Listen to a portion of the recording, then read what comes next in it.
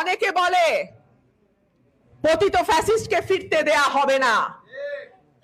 পতিত ফ্যাসিস্টকে কেউ ফিরতে দেবে না, যদি ফেরে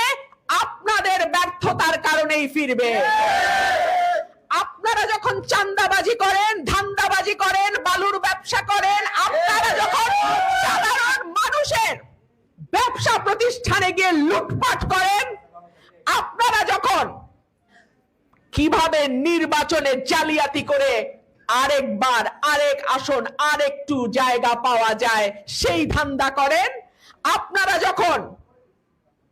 ক্ষমতার ভারসাম্যে আর বিশ্বাস করেন না, আপনারা যখন ভিন্ন মতকে দমন করার জন্য নোংরা পথ অবলম্বন করেন, ঠিক যেরকম শেখ হাসিনা সরকারের সময় হয়েছিল, তখন মনে রাখবেন আপনারাই কিন্তু সেই স্বৈরাচারকে বরণ করে নিয়ে আসবেন।